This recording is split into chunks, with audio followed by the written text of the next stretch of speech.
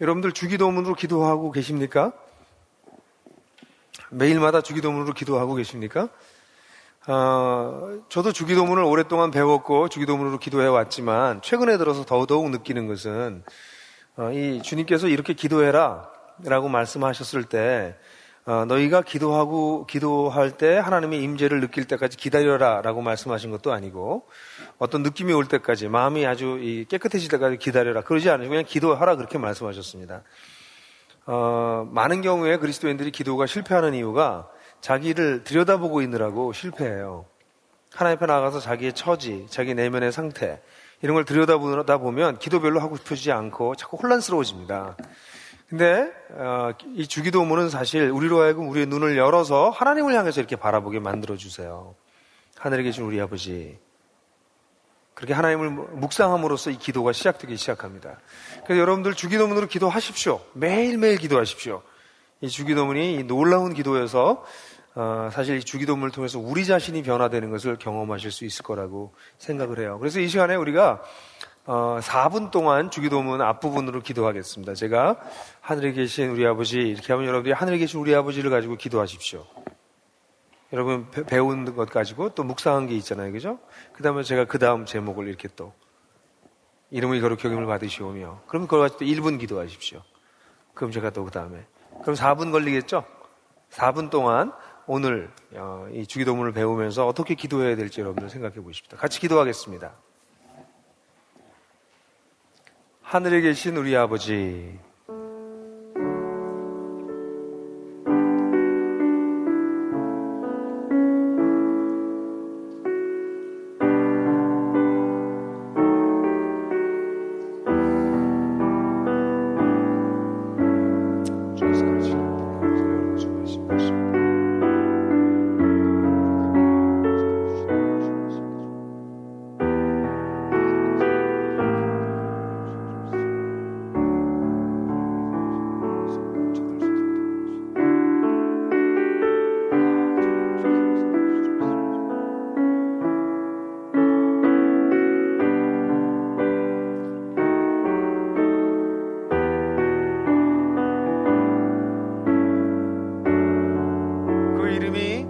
거룩히 여김을 받으시오며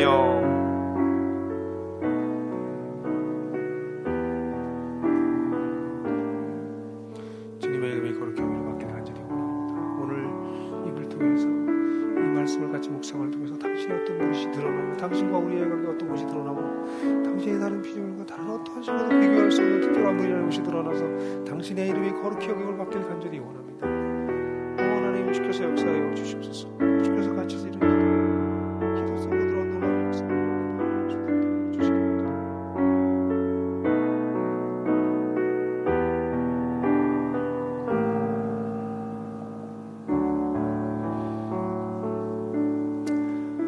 나라가 임하옵시며 주님 이 땅에 고통 것을 보고 할 때 주님께서 다 지우시고 주님께서 다 지우시고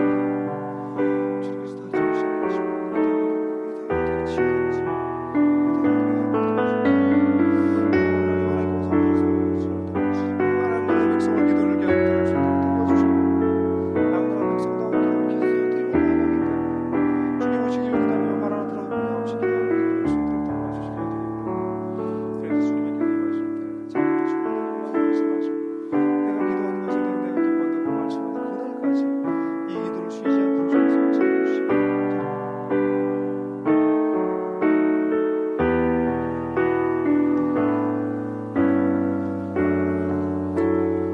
주님의 뜻이 하늘에서 이루어진 것 같이 땅에서도 이루어지이다.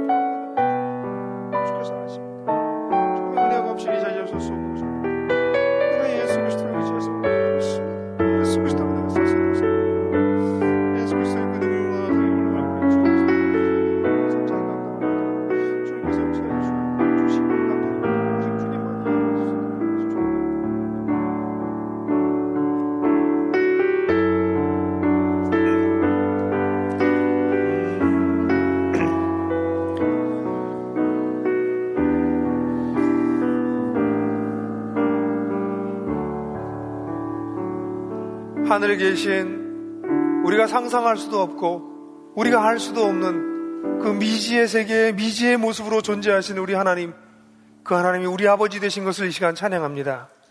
하나님 아버지, 오늘 우리들에게 당신의 기도를 가르쳐 주셔서 우리 백성이 어떻게 기도하느냐에 따라 그 하나님의 이름이 존귀케 될 수도 있고 우리의 기도가 하나님의 이름을 망령되게 할 수도 있사오니 오늘 우리가 이 기도를 배움으로 주님의 이름을 거룩히 여김을 받도록 할 수 있도록 도와주시기를 원합니다. 주님이 이 땅의 슬픔과 고통을 바라볼 때 주님께서 어서 오시는 것만이 소망인 것을 보게 됩니다. 주님 오실 때까지 이 땅의 백성들이 주님의 기도로 기도함으로 그 나라를 기다릴 수 있도록, 그 나라가 오는 것을 앞당길 수 있도록 도와주시길 원합니다. 주님, 오늘도 우리에게 기도를 가르쳐 주시길 원하시며 하나님 나라 백성답게 이 땅에서 기도하는 것이 무엇인지 깨닫고 기도하는 것이 하나님의 뜻인 줄로 믿사오니 뜻이 하늘에서 이루어진 것 같이 오늘 우리에게 이루어지기를 소원합니다. 주님, 오늘 이 예배를, 이 말씀 나눔을, 그리고 우리들의 기도를 받아 주시옵소서. 예수 그리스도 이름으로 기도했습니다. 아멘. 우리가 잠깐 실습했던 것처럼 여러분들 기도를, 주기도문을 가지고 지금 오늘 예배를 위해서 제가 기도했잖아요. 그죠? 주기도문 가지고 기도한 거 모르신 건 아니셨겠죠? 그렇게 기도했죠. 그런 것처럼 사실 주기도문으로 늘 기도할 수 있습니다. 여러분의 아이들을 위해서 기도할 때도 주기도문으로 기도해 보십시오. 첫째 아들을 위해서 주기도문으로 기도하고 난 다음에 두 번째 애도 또 주기도문을 여러 번 돌아가면서 기도할 수 있습니다. 중보 기도할 수 있어요. 그럼 여러분들 기도하면 기도할수록 하나님의 뜻에 맞게 기도하는 것이 이런 거구나라는 걸 이제 알아가기 시작하고 중보 기도가 다른 차원으로 바뀌기 시작할 거예요. 오늘도 우리가 배우겠지만 주기도문은 우리가 외워서 드리는 기도가 아니라 주기도문을 드림으로써 우리가 더욱더 하나님 나라 백성다워지는 참으로 놀라운 기도가 아닐 수 없습니다. 그래서 오늘 여러분들 그렇게 계속 연습하실 것을 격려해드려요. 그렇게 기도하십시오. 이제 기도를 주님이 가르쳐주신 정통파 기도로 바꾸십시오. 장로교파, 순복음파 이러지 마시고 그냥 정통파 예수파로 기도를 좀 바꿔보십시오. 아마 우리 기도의 생활이 놀랍게 변화될 수 있을 것이라고 생각합니다. 오늘날 우리에게 일용할 양식을 주옵시고라고 하는 기도입니다. 이 기도가 우리가 늘 앞에 이 세 가지 기도에 있어서도 그런 느낌이 들었지만 이 기도를 보면서 솔직하게 이 기도가 우리에게 무슨 의미가 있는가 이런 생각이 듭니다. 솔직하게 얘기해 보시죠. 여기 계신 분들 중에서 오늘날 우리에게 일용할 것을 주옵시고 매일매일 기도하는 기도인데 이 기도를 거의 매일 드린다. 난 이 기도 빼놓는 날이 없다. 정말 몇 분 계세요. 세 손가락 안에. 왜 그렇죠? 우리 이 기도 잘 안 드립니다. 일용할 양식 오늘 집에 많은데 먹을게. 우리 가족들을 위해서 기도할 때, 내 자신을 위해서 기도할 때 우리는 이 기도 제목을 기도하지 않아요. 솔직히 말해서.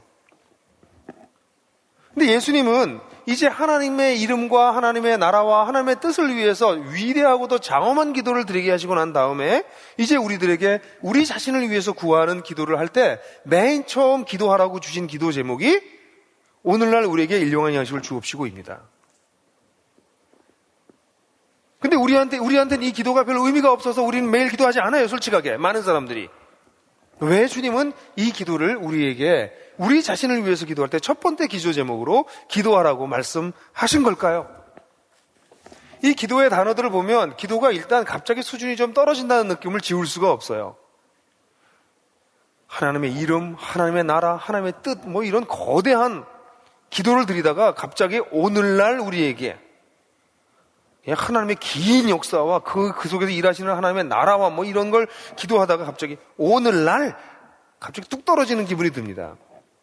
일용할 양식을 주옵시고, 이 일용할이라고 하는 단어는 에피우지오스라고 하는 단어인데 이 단어는 굳이 제가 이렇게 말한 이유는 이 단어가 거의 사용된 적이 없는 단어여서 그렇습니다. 실제로 성경 이외에 또는 성경에 영향을 받았던 그리스 문헌 외에는 이 단어가 나타나지 않아요.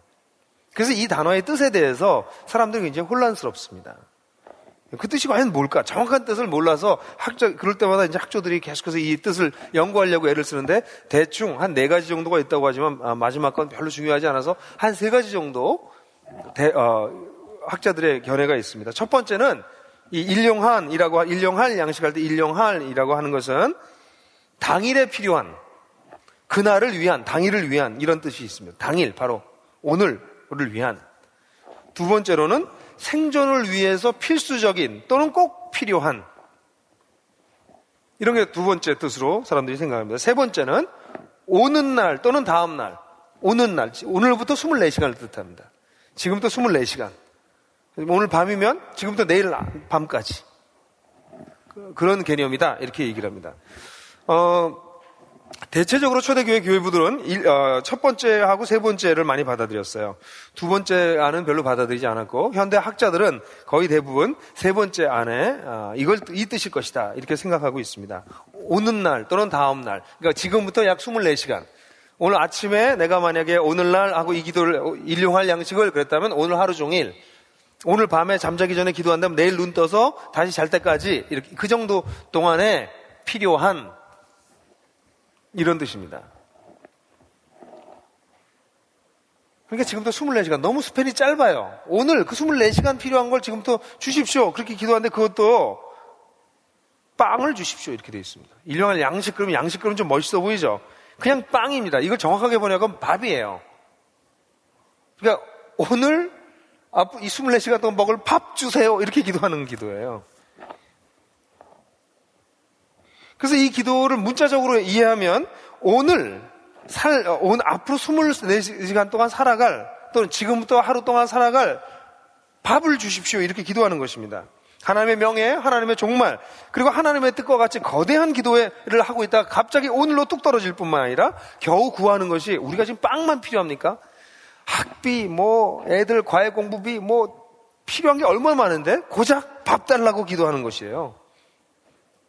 기도의 낙차의 수준이 느껴져요. 하나님의 명예, 종말, 그 뜻, 오늘 밥 주세요. 이런 기분이어서 사실은 이 기도가 많은 사람들이 드지 않는 기도입니다. 그래서 이게 도대체 왜 갑자기 이런 기도를 하느냐에 대해서 다양한 해석과 다양한 해석이 있습니다. 첫 번째, 사회학적으로 이해하는 사람들이 있어요. 당시 경제적 상황이 너무 어려웠기 때문에 하루하루 먹고 사는 일이 힘들었기 때문에 그날 하루 먹을 수만 있게 해주십시오. 그렇게 기도했다라고 얘기하는데 부분적으로 맞을 수 있습니다. 특별히 오늘날도 절대 빈곤층에 있는 사람들은 이 기도가 그렇게 마음에 와닿을 수가 없습니다. 내일 하루 먹고 살 수 있게 해주세요. 그게 얼마나 슬픈 일이지만 실제로 그런 사람들이 있긴 있어요. 한국 사회에도 어쩌면 절대 빈곤층에 더 늘 수도 있습니다. 그런데 실제로 많은 사람들에겐 별 상관이 없습니다. 솔직하게.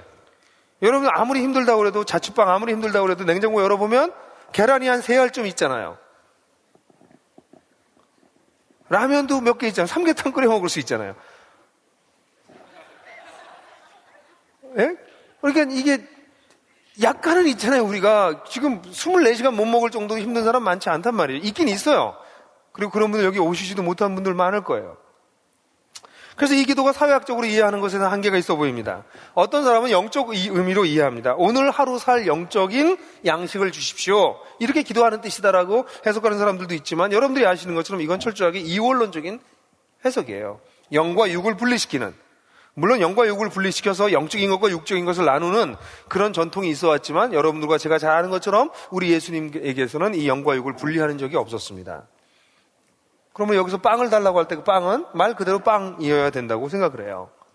또 어떤 사람은 이것이 정서적으로 우리를 위로해 주는 것이다 이렇게 생각합니다. 그 크신 하나님께서 하나님의 명예를 가지고 계시고 종말을 바라보고 일하고 계시고 하나님의 뜻을 이 땅에 이루시는 그 하나님께서 오늘 나를 돌보신다 라는 참 정서적으로 참 위로가 되는 말씀이다 라고 생각하지만, 실제적 하나님이 단순히 우리에게 정서적으로만 위로를 주시는 것인가?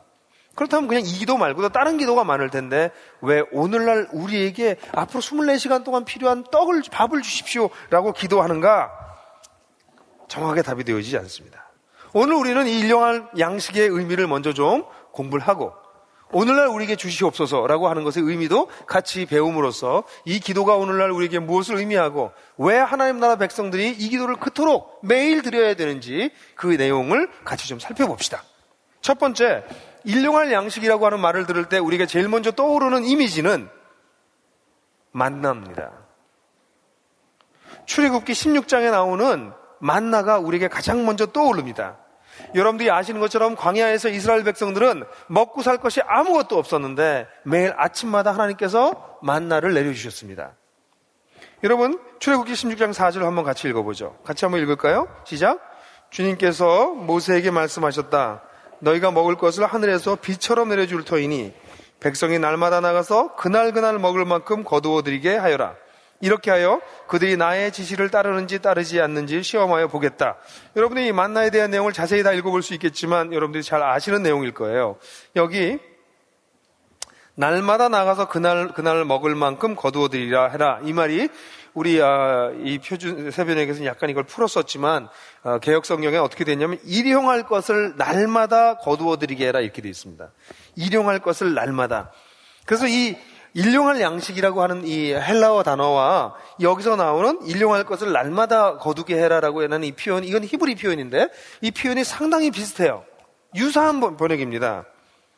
여러분, 그래서 이스라엘 백성들이 매일마다 만나를 거두어 들여서 그 만나를 먹고 살았던 것처럼 이 본문에서 하나님께서는 우리에게 하나님 나라의 백성은 육체적으로 살려고 하는 것도 매일 하나님을 의존함으로 생존하는 것이다라고 하는 것을 가르치고 있다는 것입니다.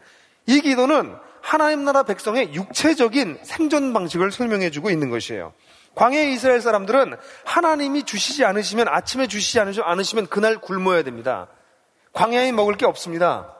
매일매일 그들의 육체적 생명이 유지되는 것은 하나님께서 주시는 은혜 때문에 그들이 살아남을 수 있었습니다. 이스라엘 백성들에게 광야에서 만나를 매일 아침마다 먹게 하신 하나님은 이스라엘 백성을 40년 동안 하나님을 매일같이 의존하는 것을 가르치신 것이에요. 자신의 생명의 유지가 하나님이 공급해 주지 않으면 유지될 수 없고 굶을 수밖에 없다는 것을 보여주신 것이죠. 그런데 오늘날 우리의 착각은 무엇입니까? 오늘 내가 살고 있는 것은 매일 하나님께서 먹을 것을 주셔서가 아니라 내가 벌어놓은 것을 먹고 살기 때문에 이렇다고 생각하는 것이에요. 여기 와서 지금 앉아 계신 분들도 이게 딱 얼굴 보니까 반반인데 저녁을 못 먹고 오신 분들은 힘이 없어요. 저녁을 많이 먹고 오신 분들은 졸려요. 오늘 우리가 여기 앉아있는 힘도 오늘 저녁 먹었기 때문이라는 것이죠. 그리고 그 저녁은 내가 내 돈 내서 먹은 거죠. 그런데 성경에서 가르치는 것은 오늘 내 육체의 생명이 유지되는 것은 내가 돈 내고 밥을 먹어서 그 힘으로 사는 것이 아니라 하나님께서 이 순간에도 우리에게 생명을 불어넣어 주시기 때문에 그분이 주시는 생명이 없이는 내가 존재할 수 없기 때문에 그분이 주시는 생명력으로 오늘도 내가 살고 있다라고 하는 것을 가르치고 있는 것이죠. 우리는 많은 사람들은 제가 가끔가다 얘기하지만 세상에서 가장 확실한 것이 내가 살아있는 것이고 가장 불확실한 것이 내가 죽는 것이라고 생각하지만 우리가 정신을 바짝 차리고 생각해보면 세상에서 가장 확실한 것은 내가 죽는다는 사실이고 세상에서 가장 불확실한 것은 내가 살아있다는 사실입니다. 근데 우리는 착각하는 거죠. 내가 살아있는 게 너무 시퍼렇게 사실같이 느껴지니까 내가 살아있는 것은 철저히 내 힘으로 하나님과 관계없이 생존할 수 있다고 생각하는 것이죠. 아니라는 것이죠. 성경에서는 이스라엘 백성들이 광야의 땅에서 광야에서 훈련받은 것은 하루도 하나님께서 잊어버리시면 하루라도 잊어버리면 이스라엘 백성 전체가 굶는 것이에요. 여러분, 사실 에레미야 애가 같은 성경 구절을 보게 되면 이게 너무나도 자세하게 나타나요. 한번 같이 읽어볼까요? 여호와의 인자와 긍휼이 무궁하심으로 우리가 진멸되지 아니함이니이다. 이것들이 아침마다 새로우니 주의 성실히 임하심이 크시도이다. 이게 바로 만나의 전통을 받은 선지자가 고백할 수 있는 고백이에요. 하나님의 인자와 긍휼이 무궁하기 때문에 우리는 그날 인자와 긍휼이 없어지면 그냥 진멸될 수밖에 없는 존재예요. 원래는. 그런데 그날 하나님께서 우리에게 또 인자와 긍휼을 베풀어 주시기 때문에 우리가 새로 태어난다는 거죠. 새로 산다는 거죠. 아침마다 일어나 보면 난 진멸되어야 될 존재였는데 아침에 일어나 보면 살아있어요. 그래서 이 시편의 이 에레미야 애가의 기자는 뭐라고 말하고 있어요? 아침마다 새로우니 주의 성실하심이 어떻게 하루도 잊어버리지 않으십니까? 주의 성실하심이 큽니다 라고 고백하는 것입니다. 여러분, 여러분들도 인생을 사시다 보면 점점 내가 살아있는 것이 정말 하나님의 은혜구나 라는 육체적 생명을 그냥 가지고 있는 것만도 하나님의 은혜구라고 하는 것을 경험하지 않으십니까? 제가 1988년도에, 지금도 꽤 오래됐는데요. 이 주기도문 강해를 처음 한 게 89년이었는데, 89년 전에 1년 전이었는데 바로, 그때 제가 여름수련회, 어떤 선교단체 여름수련회 디렉터였어요. 근데 여름수련회 우리 부디렉터랑 같이, 부디렉터가 너무 열심히 일을 잘해줬어요. 그분이 지난번 그 단체의 총무였고, 지금 외국에 나가 계신 신웅섭 간사라고 하는 분이었는데, 너무 저보다 나이가 하나가 더 많은데도 저보다 1년 또 간사는 후배여서 너무 잘 섬겨주고 훌륭했어. 근데 이 양반이 예비군 훈련에 나왔어요, 갑자기. 그래서 수련회 도중에 이분을, 너무 애를 쓰니까 그냥 데려다 주려고 이천까지 차를 몰고 같이 나왔어요. 근데 차를 타고 이렇게 가는데 차선이 이렇게 그때는 딱 오는 길 가는 길 딱 이렇게 상행선에서는 딱 하나밖에 없었습니다. 지금 그때는 뭐 지금 굉장히 몇 차로선이 있지만. 내려가는데 뒷차가 저를 자꾸 추월하려고 들었어요. 지금도 그렇지만 그땐 제가 더 젊었거든요. 그 뒤에서 제 차를 추월하려고 하는 건 추월을 안 줬습니다. 아니 여기서 왜 추월을 하는데 지가. 그리고 추월을 안 주고 제가 그냥 밀고 갔어요. 근데 제가 좀 더 가고 있었는데 앞쪽에서 갑자기 뭐가 시꺼먼 게 휙 제 앞을 지나갔어요. 그러더니 그것이 뒤에 가서 부딪혔어요. 자동차였어요 그게.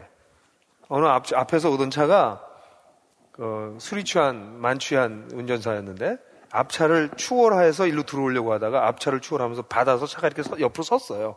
슉, 영화에서 보는 거 있잖아요. 그런 것처럼 슉 지나가가지고는 제 뒷차, 그러니까 이렇게 휘어가지고 슉 이렇게 지나갔어요. 그래서 저희는 차를 딱 세우자마자 우리 신간사님은 문을 열고 튀어나가더라고요. 나 저번 양반 어디 가나 갔더니 구하러 가더라고. 그 순발력이란. 저도 쫓아갔어요. 그랬더니 차는 뒤집혀져 있고 거기 세 사람이 타 있었어요. 그 사람을 끄집어내고 아무도 안 도와주고 막 소리 질러서 좀 도와달라고 그래가지고 바로 또 그 앞에 병원이 있어서 그 세 분을 모셔다 드렸는데 그 다음날 아침 신문에 보니까 한 명은 돌아가셨어요. 신간사하고 저하고 병원 앞에 서가지고 둘이 이렇게 쳐다보면서 손에 피가 이렇게 묻은 상태로 닦지도 못하고 이렇게 우리가 아직 살아있네요. 둘이 했던 말이 기억이 나요. 제가 그때 차에 추월을 줬으면 저는 끔찍한 거죠. 제 뒤에 오는 차에게 추월을 줬으면 차 순서가 바뀌었잖아요. 그럼 누가 받쳤었겠어요? 저희 차죠. 순간이죠. 이 자동차 순서만 바뀌는 건데 여러분 우리가 살아있는 것이 우리는 너무나 당연하게 느끼지만 사실은 우리가 살아있다고 하는 것은 하나님께서 매일매일 은혜를 주시기 때문에 그렇습니다. 가장 최근에 제가 느낀 것은 이번에 최근에 아주 가까이 느꼈던 게 2007년에 제가 심근경색이 왔잖아요. 그 심장에 아주 조그만 몇 미리밖에 안 되는 핏줄이 막혔습니다. 큰 관상동맥이 아니라 바로 그대에 있는 동맥이었기 때문에 병원에서 못 찾아보냈어요. 그래서 고통스럽게 8시간이 있다가 다른 병원에 가서 알았습니다. 그 사이에 심장이 죽어가서 20%인가가 죽었대요. 병원에서 만약 그걸 계속 못 찾았으면 그냥 심장이 경색돼서 결국은 죽거나 치명적인 영향을 받았겠죠. 핏줄이 하나만 막혀도 사람은 죽을 수 있습니다. 그게 우리의 실존입니다.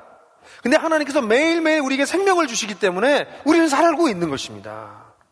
주님이 성실하게 우리에게 잊어버리지 아니하시고 우리에게 만나를 주시듯이 매일매일 생명을 주시기 때문에 우리가 살고 있다는 것이죠.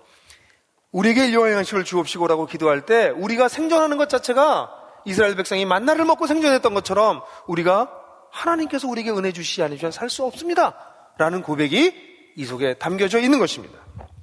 그뿐만 아니라 이 기도는 하나님 나라 백성의 경제적 생존 방식을 설명해 주고 있어요. 왜 하나님께서 만나를 주실 때 일주일치를 주지 않으셨을까? 하나님도 그것이 힘들잖아요. 매일 주려면. 에? 아이들 이렇게 밥 해주시는 우리 엄마들 그런 생각 안 드세요? 그냥 아침에 밥 한번 탁 해놓고선 일주일 내내 니들 밥 먹고 가라. 그러면 얼마나 편하겠어. 근데 매일 아침마다 해줘야 되잖아요. 왜 그렇게 했을까요? 일주일치를 왜 한꺼번에 주지 않고 편하게. 그것은 하나님께서 주시는 그 만나 자체가 그들을 지켜주는 것이 아니라 매일매일 그것을 주시는 하나님이 그들을 지켜주신다라고 하는 것을 알려주시려고 하는 것입니다.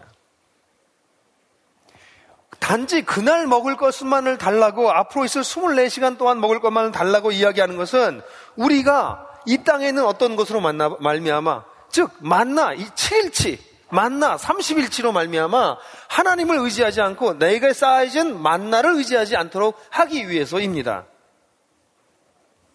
우리의 마음의 중심이 하나님께로 떠날 수 있는 그 물질의 축적,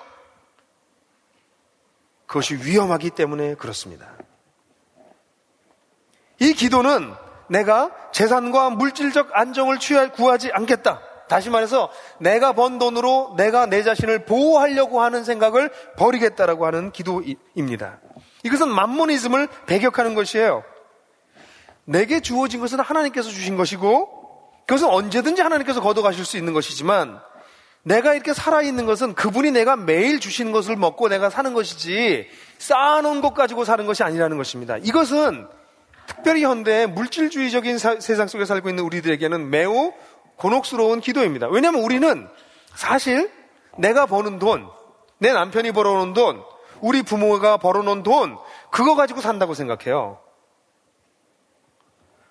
그리고 우리 냉장고에는 음식이 가득 차 있습니다. 물론 사람들마다 냉장고가 약간씩 사이즈도 다르고 개수도 다르고, 제가 최근에 들은 사람은 냉장고가 7개 있는 집이 있다고 들어서 굉장하다.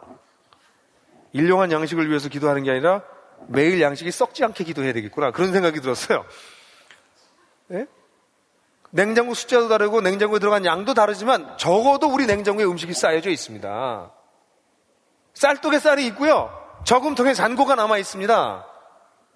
이런 우리가 하나님을 의지하지 않습니다. 우리는 점점 세상의 여러 가지 방식을 통해서 경제적으로 나를 보호할 수 있는 길들을 찾아가고 있습니다. 그것이 나쁜 것은 아니에요. 그러나 문제는 우리의 내면적 자세입니다. 차라리 매일매일 하나님만 의지할 수밖에 없는 절대 빈곤의 상황이라면 가난한 자가 복이 있다고 말씀하셨던 것처럼 하나님만을 찾을 수밖에 없습니다.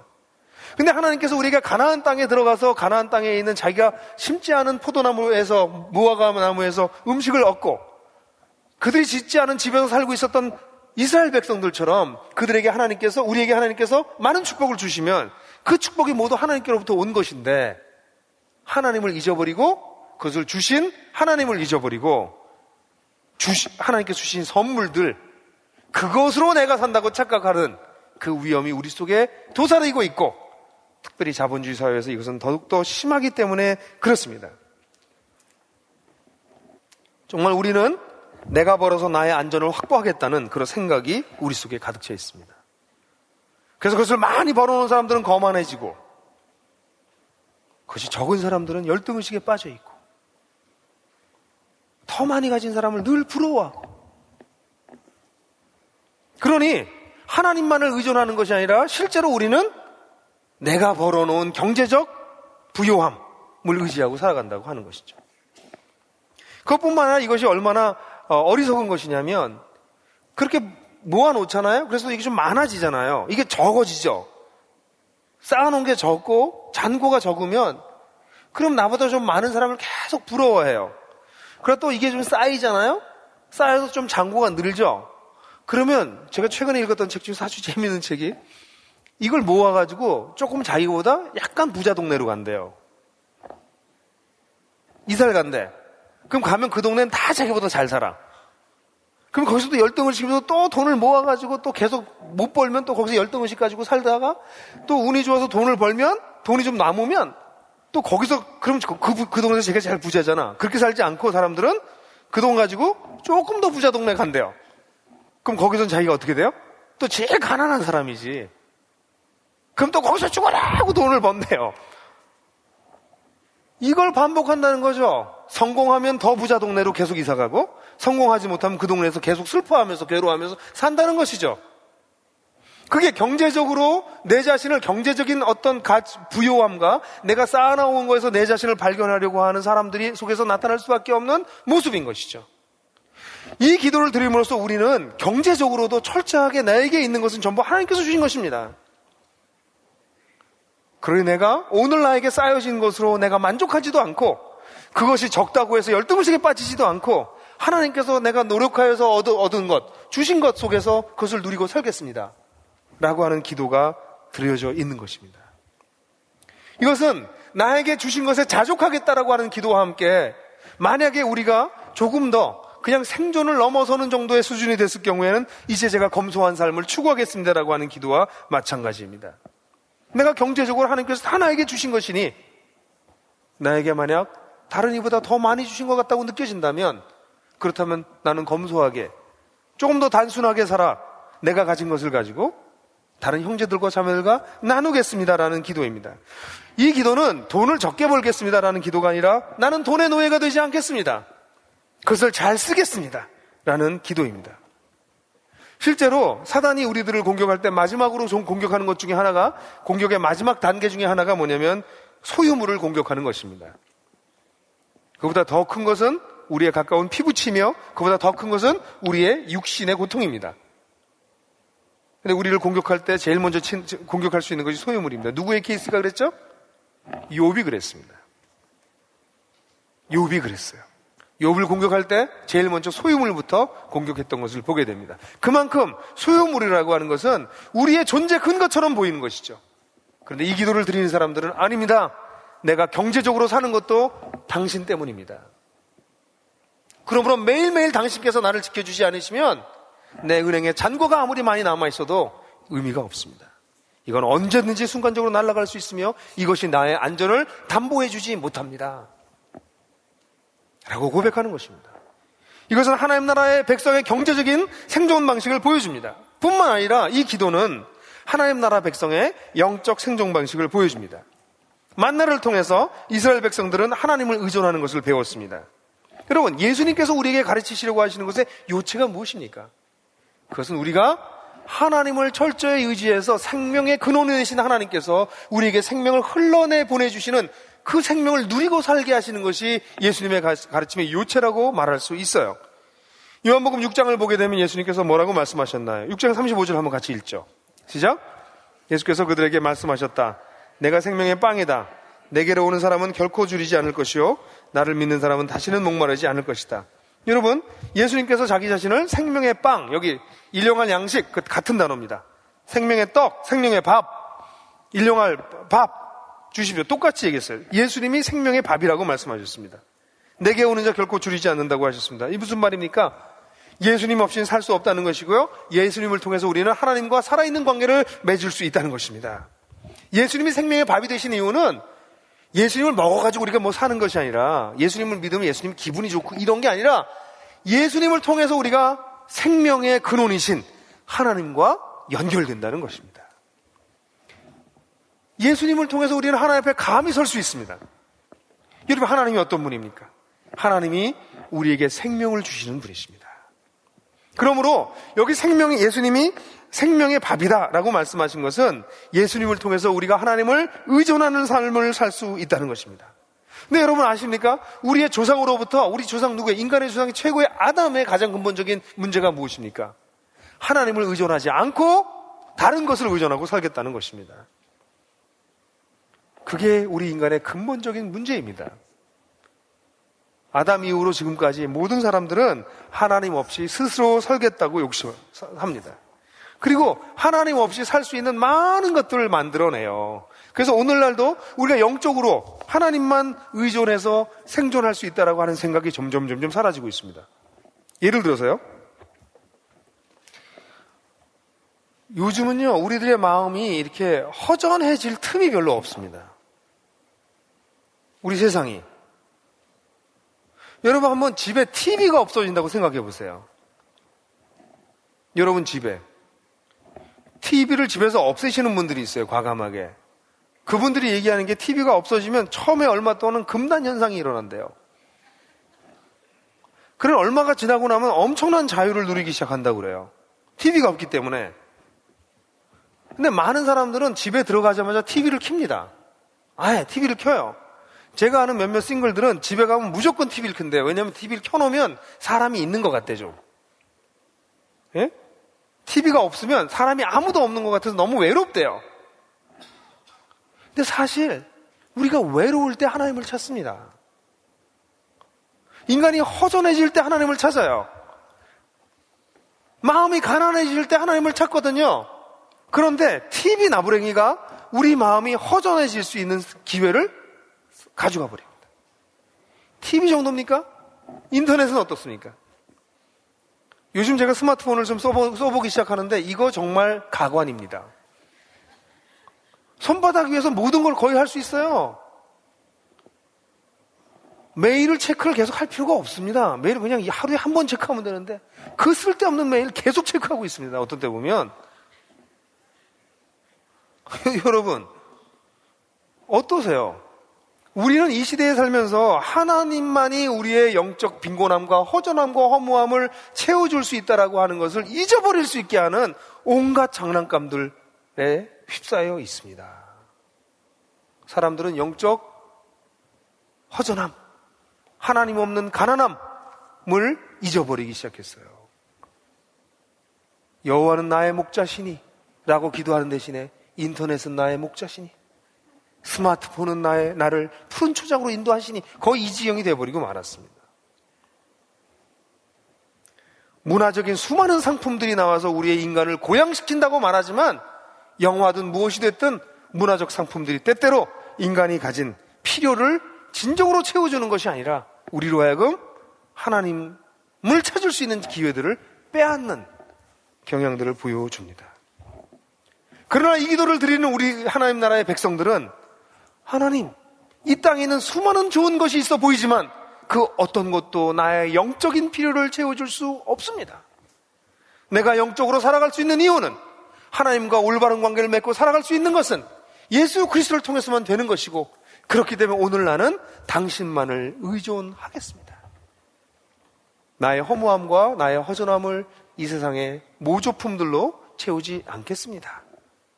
라는 기도가 포함되어 있는 것입니다. 그러므로 여기 일용한 양식이라고 하는 이 단어는 짧은 단어인 것처럼 보이고 어떻게 보면 굉장히 수준이 떨어지는 기도 같지만, 이것은 이 세상을 살아가는 하나님 나라 백성의 생존 방식을 규정해 주는 것입니다. 우리는 당연하게 얻고 있다고 하는 육체적 생명도 그분이 오늘 주시기 때문에 나에게 있다고 생각합니다. 오늘 내가 먹고 살면서 살아가는 모든 경제적인 생활의 기반도 역시 그분이 주셨기 때문에 가능하다고 믿습니다. 나의 허전함과 나의 영적 무기력과 영적 갈급함을 채워주실 수 있는 분이 단지 그분밖에 계시지 않다는 것을 고백함으로 오늘도 나는 그분을 의지하고 살아가는 것입니다.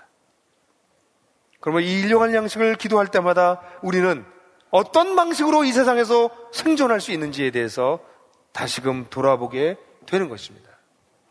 이 일용할 양식을 오늘 우리에게 주옵시고 라고 기도하고 있는 것을 보게 됩니다. 여기 보면 오늘이라고 하는 단어가 또 다시 나옵니다. 그럼 이제 이 두 번째 파트에 있는 내용들을 살펴봅시다. 오늘 우리에게 주옵시고. 강의에는 우리에게가 빠졌는데요. 오늘 우리에게 주옵시고의 의미를 살펴보면 첫 번째 오늘 주옵시고, 그것도 또 일용한, 오늘 앞으로 24시간 동안, 이것은 매일 매순간의 신뢰를 뜻합니다. 여러분들이 아시는 것처럼 이스라엘 백성들은 아침에는 만나를 먹었고요. 그 다음에 그들이 고기를 달라고 했을 때 하나님께서 저녁 때 메추라기를 주시기도 하셨습니다.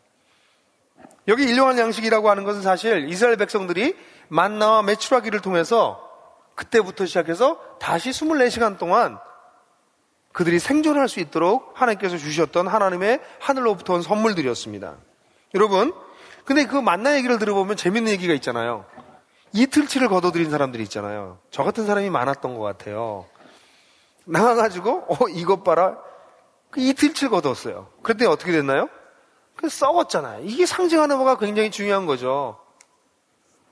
하나님은 최소한 매일매일 의존해야 되는 존재입니다.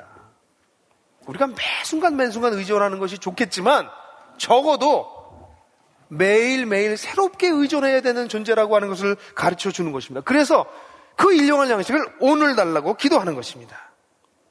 우리는 매일매일 우리의 육체적인 생명과 경제적인 것과 우리의 영적인 생명이 하나님으로부터 온다는 사실을 고백하는 것이 필요합니다. 이것이 하나님을 의존하는 생활 방식입니다. 많은 그리스도인들이 참 불행한데요. 왜 불행하냐면 매일매일 이렇게 하나님을 의존하는 게 아니라 지난 주일 예배 때 받았던 감격, 그걸 기억하고 의존해요. 차라리 지난 주일 정도면 그래도 단위가 괜찮아요. 며칠 안 지났으니까. 어떤 사람은 몇 년 전에 부흥회 때 받았던 그 감격. 옛날에 내가 그런 은혜를 받았지. 옛날에 내가 주님을 향해서 이렇게 뜨거울 때가 있었지. 그거 울고 먹고 살아요. 썩은 만나랍니다. 하나님은 오늘 새로운 만나를 우리에게 주시기를 원하세요. 오늘 그분을 신뢰하고 오늘 그분과의 관계를 새롭게 하고 영적으로 새로워지고 새로운 힘을 얻고 매일매일 그렇게 살기를 원하세요. 그게 하나님 나라 백성이 이 땅에서 생존할 수 있는 삶의 방식이기 때문에 매일 매순간 신뢰하기를 원한다라고 하는 것이죠. 사실 이 기도를 매일마다 드리는 사람들은 집에 냉장고가 몇 개가 있든 은행장고가 얼마가 있든 난 상관없습니다. 나의 존재는 하나님의 은혜에 의지하는 존재입니다라고 매일 아침마다 신앙 고백하는 것입니다. 나는 나의 힘에 의해서 살아가는 삶을 사는 것이 아닙니다. 내가 벌어놓은 돈이 나를 보호해 주는 것도 아닙니다. 내가 살고 있는 집이 영원히 있는 집도 아닙니다. 나는 주님만을 의지하는 사람입니다 라는 신앙 고백이 오늘 달라고 하는 기도 속에 나타나는 것입니다. 이것은 놀라운 기도입니다. 우리가 매일마다 이 기도를 드리지 않는 이유는 우리도 알지 못하는 사이에 하나님 없이 하루를 살 수 있다고 생각하는 오만방자한 생각이 우리 속에 스며들었기 때문입니다.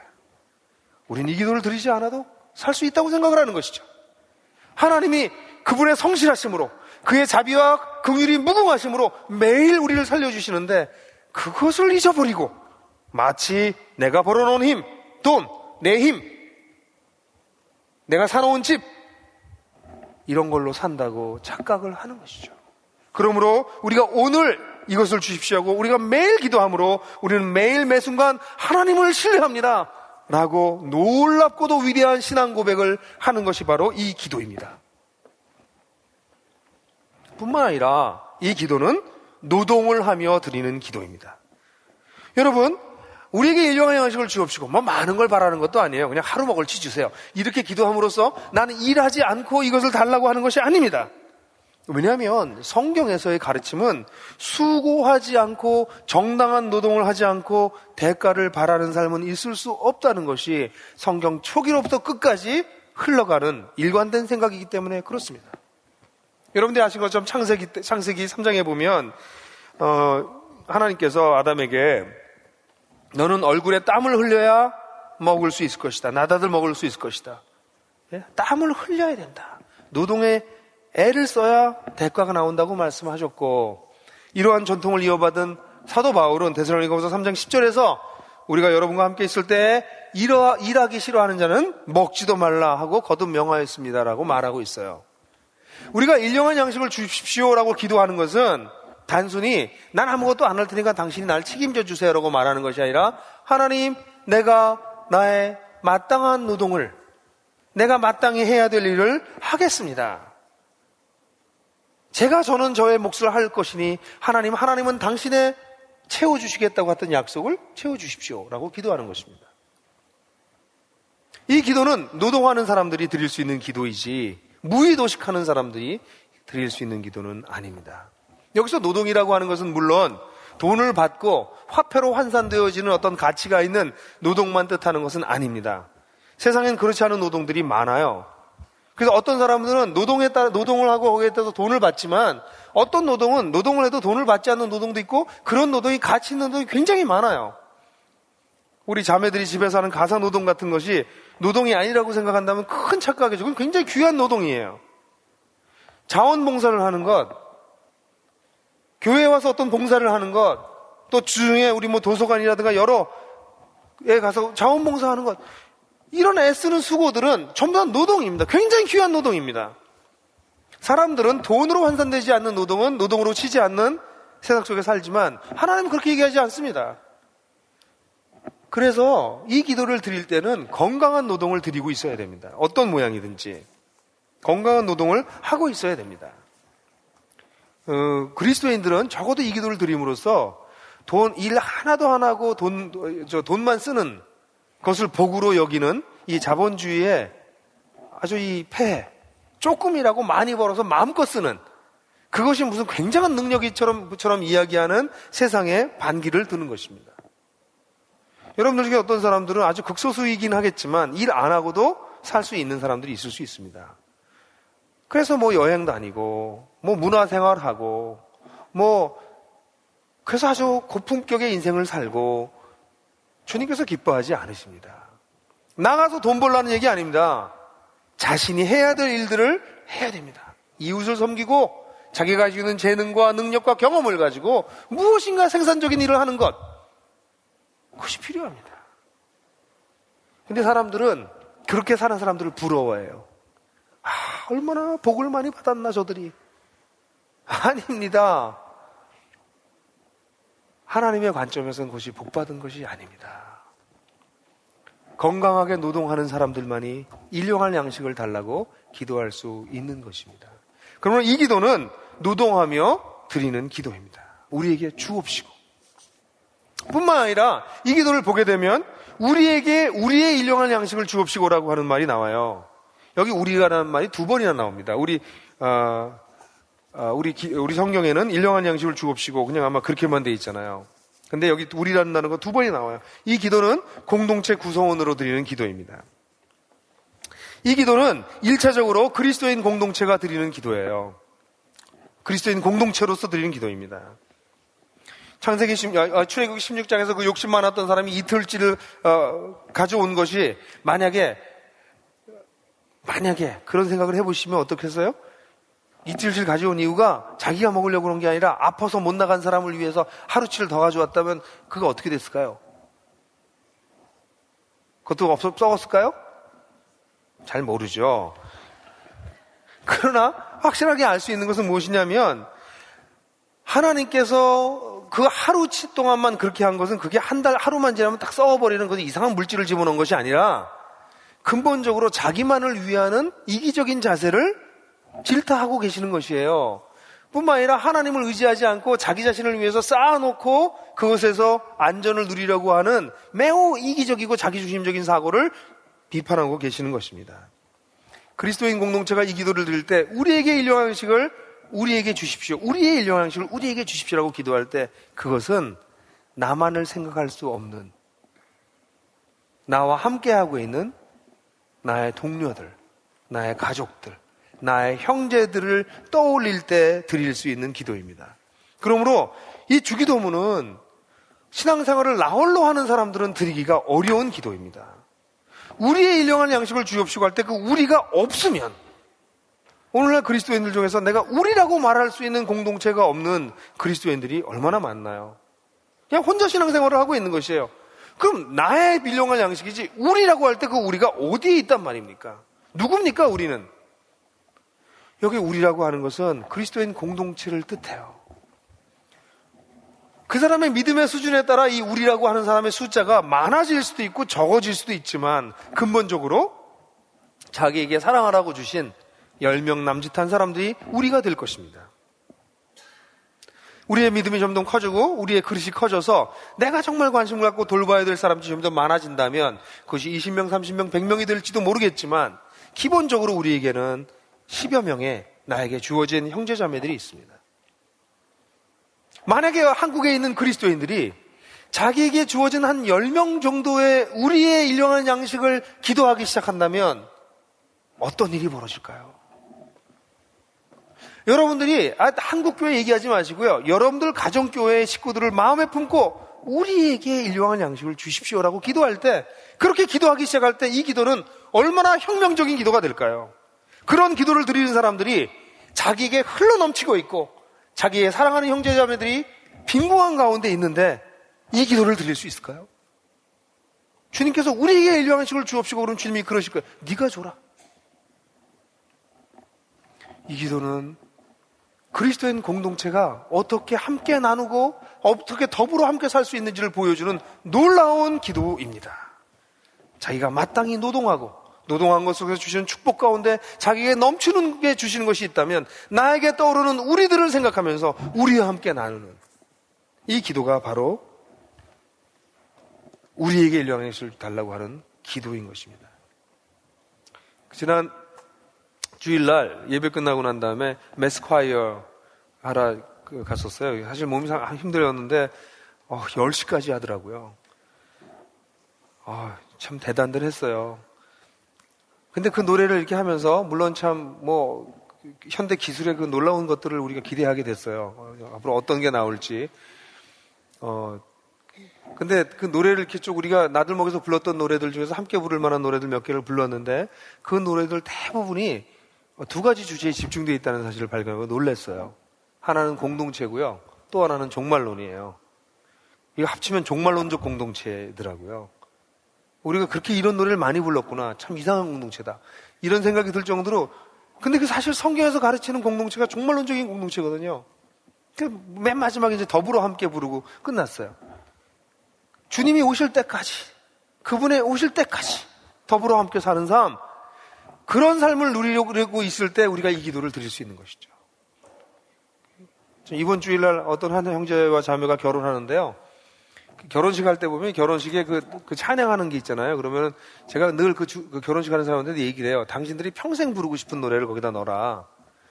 그럼 대부분 별로 없으면 오늘 뭐요 찬송하면 이거 주로 넣어요. 근데 그랬더니 그 결혼하는 형제가 더불어 함께를 하겠다는 거예요. 근데 이 형제는 우리 교회에서 세례를 받고 예수님을 믿은 형제예요. 그래서 참, 결혼식 때 더불어 함께 괜찮다. 그래서 주례사 제목도 더불어 함께 하는 사람들로 바꿨어요. 여러분, 더불어 함께 한다는 게 얼마나 귀한 놀라운 일입니까? 그런 사람들이 우리에게 일용한 양식을, 우리의 양식을 달라고 기도할 수 있는 것이죠. 이것이 조금 확대되면 2차적으로 우리는 우리가 사는 세상에 대한 관심을 갖기 시작합니다. 이런 기도를 하는 사람이 다른 사람의 노동을 착취하거나 다른 사람들이 공들여 쌓아놓은 이윤을 가로챌 수는 없을 것입니다. 이런 기도를 진심으로 드리는 사람들은 다른 사람의 이익에, 다른 사람의 권리에 관심을 갖지 않을 수 없을 것입니다. 이 기도는 놀라운 기도입니다. 이기적인 마음들이 벗어나서 이웃들을 돌아볼 수 있게 하는 기도를 하게 만드는 것이죠. 사회적인 약자에 대한 관심들을 이 기도를 드리는 사람들이 어떻게 놓칠 수 있겠습니까? 이번에 우리 크리스마스 때는 나들목에서는 크리스마스 파티를 안 하고 가족들이 우리 처음부터 10년째 근데 점점 그 의미가 더 분명해지길 바라는데요.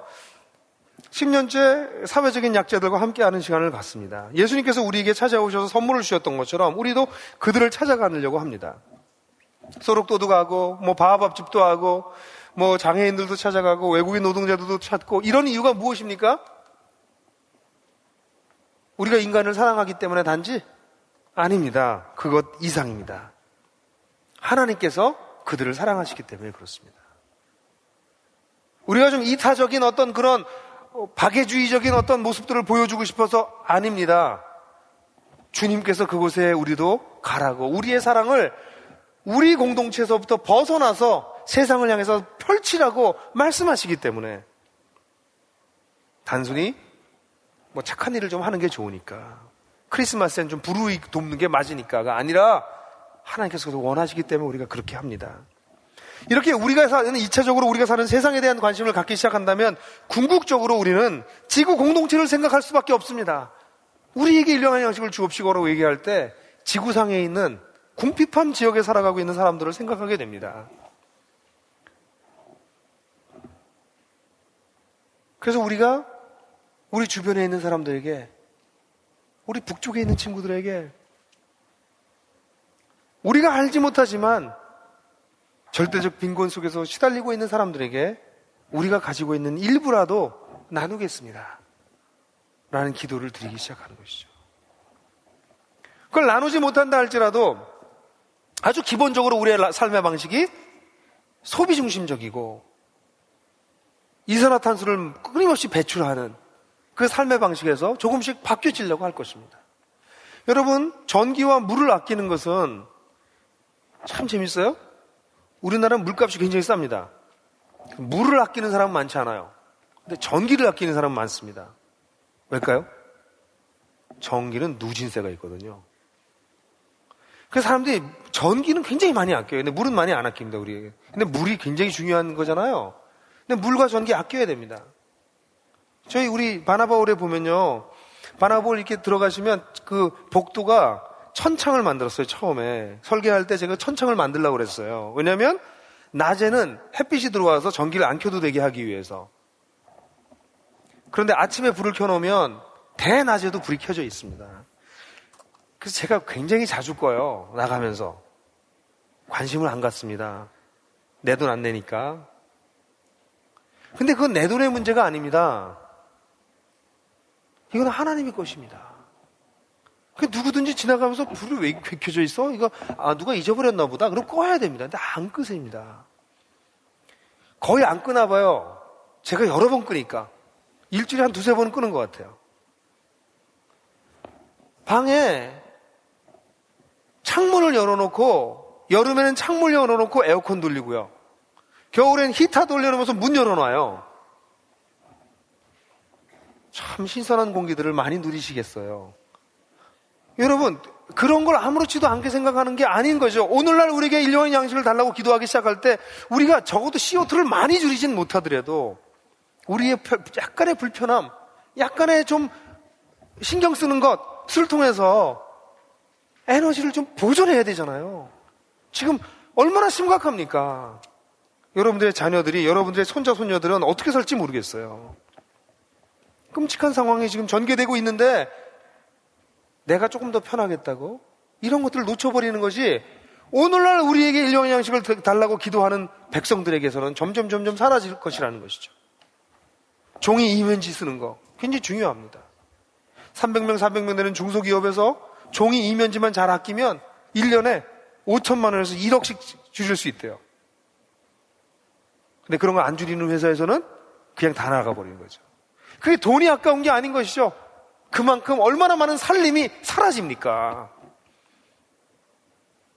우리 그리스도인들이 오늘날 우리에게 일용할 양식을 달라고 기도할 때 나의 관심을 가지고 있었던 사람들이 우리 공동체, 작은 공동체를 관심을 갖기 시작하고 거기에서 우리 마음이 열리기 시작하면 우리가 살고 있는 세상과 사회적인 약자에 대한 관심을 갖게 되고 궁극적으로는 하나님께서 지으신 세계 전반에 대한 관심을 갖게 되는 것, 이것이 오늘날 우리에게 일용할 양식을 달라고 기도하는 백성들 속에서 나타나는 자연스럽게 꽃피울 수밖에 없는 모습이라고 하는 것이죠. 그런데 이 기도의 마지막이 하나 더 남아 있습니다. 이렇게 매일매일 하나님을 신뢰하고 매 순간순간 신뢰하고 노동하며 그리고 우리 공동체적으로 같이 기도하는 기도를 드리는데 이 기도는 종국적으로 안식하며 또는 안식을 바라보며 드리는 기도입니다. 사실 내가 열심히 노동하는 이유는 그 노동한 것이 나를 지켜주는 것이 아닙니다. 나는 열심히 노동하고 하나님은 나에게 먹을 것을 주시는 것입니다. 노동한 만큼 노력한 걸 주시는 것이 아니라 노력하고 애쓰고 수고하고 하나님은 나에게 먹을 것을 주시는 것이에요. 그래서 이 땅에서 그리스도인들이 노동하는 것은 그 노동을 통해서 내가 먹고 사는 것이 아니기 때문에 우리는 때때로 노동을 쉬고 안식하게 됩니다. 나에게 일용할 양식을 달라고 하는 기도는 하나님만을 의지하는 것이기 때문에 우리는 때때로 노동을 쉬어야 됩니다. 끊임없이 일하는 것은 하나님을 신뢰하지 않는다는 이야기입니다. 그래서 이 기도는 일용할 양식을 달라고 하면서 기도하는 것은 나는 하나님만을 신뢰하니 당신이 쉬라고 하셨으면 난 일하지 않고 쉬겠습니다. 내가 일 안 한다고 망한다면 그것은, 그래서 더 가난해진다면 그것은 하나님의 뜻입니다. 그 이상은 내 욕심입니다. 하고 하나님을 신뢰하는 것입니다. 그러면 이 기도를 드리는 사람들은 안식하는 것을 배울 수 있습니다. 이 땅에서 노동이 반드시 필요하지만 이와 함께 안식이 필요합니다. 열심히 일하고 쉴 수 있는 것은 열심히 일하는 것으로 사는 것이 아니라 하나님의 배려와 사랑으로 살아감으로 하나님께서 쉬라고 하시면 쉬겠다는 자세입니다. 그뿐만 아니라 오늘날 우리에게 일용할 양식을 달라고 하는 이 기도는 종말론적인 그림이 이 속에 그리워져 있다는 것을 또다시 보게 됩니다. 왜냐하면 예수님께서 이 땅에 오셨을 때 예수님의 식탁에는 온갖 죄인들이 함께 모여들어서 떡을 나누며 잔치했습니다. 이것을 보고 누가복음에 한 사람은 하나님 잔치에 앉아서 떡을 먹는 자들은 복이 있다라고 얘기했어요. 그러자 예수님께서 혼인잔치 비유를 드셨었습니다. 예수님은 떡을 나눠주는 잔치자리의 주인이십니다. 그래서 그 자리에 온갖 죄인들이 모여들어서 떡을 나누며 교제를 나누는 모습이었어요. 오늘날 우리가 일용할 양식을 주옵시고라고 기도할 때 우리는 장래에 우리가 예수님의 잔치잔에 앉을 것을 기대합니다. 그때 주님께서 생명의 떡을 우리에게 손수 자기 자신인 생명의 뜻을 우리에게 주실 것입니다. 그날을 바라보는 것이죠. 그 아름다웠던 잔치가 어느 날 우리에게 임할 것이라고 하는 것을 기대하는 것이죠. 그래서 우리는 안식일마다 모여서 예배하고 그 하나님께서 주실 마지막 또는 새롭게 시작될 그 잔치 자리를 기대하는 것입니다. 그래서 이 기도는 사실은 안식하면서 드릴 수 있는 기도입니다. 또한 영원한 안식을 바라보면서 드리는 기도이기도 합니다. 사랑하는 형제자매 여러분, 오늘날 우리에게 일용할 양식을 주옵시고라고 하는 기도는 우리가 매일 드려야 될 기도입니다. 하나님 나라 백성이 이 땅에서 살아가려면 이 기도를 매일 드리셔야 됩니다. 하나님 나라가 백성이 생존하기 위해서 반드시 매일마다 반복해서 드려야 될 기도입니다. 이것은 세상 사람들의 사는 생존 방식과 하나님 나라 백성들이 살아가고 있는 생존 방식이 판이하게 다르다는 것을 보여주는 기도입니다. 우리는 다른 방식으로 삽니다. 그래서 우리가 일용할 양식을 구하는 것입니다. 그러나 우리의 삶의 방식이 종국적으로는 세상 사람들과 비슷하다면 우리는 이 기도를 드리지 않을 것입니다. 그렇기 때문에 역으로 우리가 세상의 삶의 방식을 살아가고 있다면 우리는 매일마다 이 기도를 드려야 됩니다. 이 기도는 사실 하나님을 위한 기도가 아니라 우리 자신을 위한 기도입니다. 우리가 정신을 놓고 세상을 쫓아 하나님 나라 백성 나온 삶의 방식을 찾아가지 않고 세상과 똑같은 방식으로 내가 번 거 가지고 내 힘으로 내가 벌어놓은 것이 내 안전을 보호해주고 거기서 거드름들 피기도 하고 거기서 아주 자존심 상하기도 하고 그러면서 살아가는 것을 반복하고 있는 우리라면 우리는 매일마다 이 기도를 드림으로써 우리가 하나님만을 의존해서 살아갈 수밖에 없는 특별한 존재라고 하는 사실을 우리 스스로 각인시키고 하나님을 매일 매순간 신뢰하고 매일매일 적절하게 노동하며 내 주변에 주어진 공동체를 기억하고 마지막 날 임하게 될 마지막 날 주시게 될 그 떡을 바라보면서 이 기도를 드려야 되는 것입니다. 여러분, 그리스도인들이 정말 이 기도를 드리기 시작한다면 그들의 삶은 변화될 것입니다. 매일 그들이 일용할 양식을 위해서 기도하기 시작하면 그들의 삶이 변화될 것입니다. 그런 기도를 드리는 교회는 교회 자체가 변화될 것입니다. 그리고 그런 변화된 교회들은 세상을 변화시킬 수 있을 것입니다. 이 기도는 위대한 기도입니다.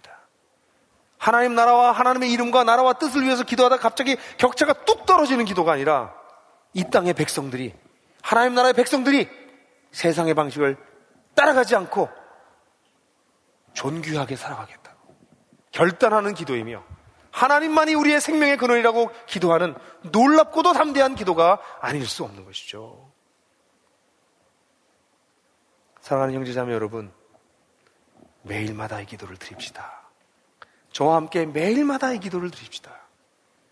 그리하여 주께서 이루시고자 하는 놀라운 뜻이 우리 생애를 통해서 드러날 수 있도록 우리 함께 매일마다 오늘날 일용할 양식을 우리에게 주옵시고 라고 기도합시다. 같이 기도하시겠습니다.